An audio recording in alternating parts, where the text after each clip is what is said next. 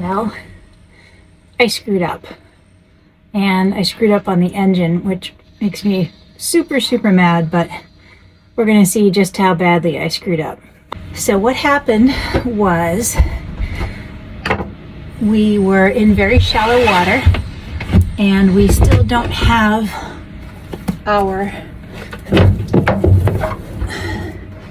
depth set perfectly.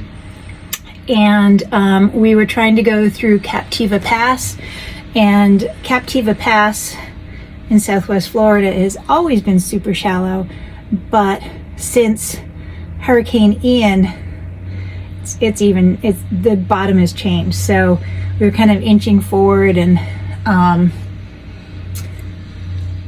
my depth meter went from 3 feet to 2 feet to 1 foot to 0 foot to boom. I panicked a little bit, put the engines into reverse, and I didn't feel like we were moving, so then I put the engines really into reverse and we started moving, and we backed off the sandbar and we were fine. I probably just scraped off all that nice new paint that I put on my keels, which that's another thing to get pissed about, but there you go. Backed off the sandbar, went back to the track that I had programmed in that I should have stuck to, but I didn't. About a half an hour later, my poor engine started making a funny noise, and it was really funny because my husband looked up because it sounded kind of like an airplane going overhead, and I looked down because I could hear that it was coming from the Yanmar. It was, yeah, the minute he looked up and I looked down, the high temp light came on, and we immediately threw it into neutral, cut the engines and turned it off. Let it cool down for a couple, it was very hot, it was way too hot. Let it cool down for a couple hours, and then carefully started it up again, and there's no water coming through the raw water filter. That can mean a couple of things. One, my raw water intake is plugged with either sand, or it had nothing to do with me bumping into a sandbar and it just got plugged with something else. And that's what I'm gonna try first. Or sand did get sucked up through the raw water filter and into the impeller and shredded the impeller, which is entirely possible. Also something I can do. That's like sort of step B.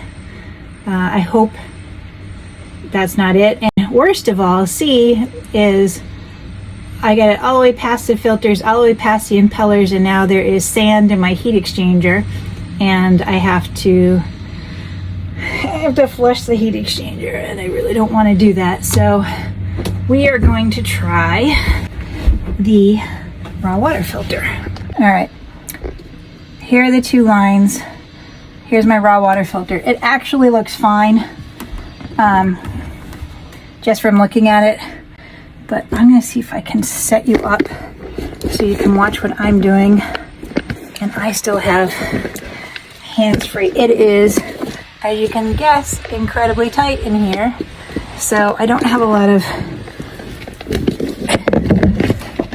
either the boat doesn't have good angles or the human doesn't have good angles, but the human's just gonna have to suck it up today. So this is just my garden hose.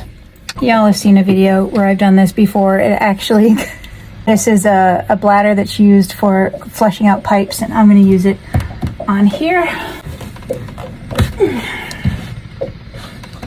Checking my raw water filter just in case anything came up in here, but other than a couple of bits of, nope, it's pretty clear. And some old towels in here, yuck. Now we're going to loosen each hose clamp. Don't ruin your manicure. That's right, I put two on here. There's a socket wrench that will do this much faster. Have I dropped it into the ocean? Yes. Safety glasses in case of mayhem. Jam it in there as best as you can, and very slowly start pushing fresh water through it. Try and clear the blockage.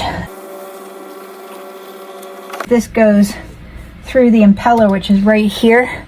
The impeller is not at a place where you can easily reach it, because why? Why would you? That's doing a little better. I really don't want it to be the impeller.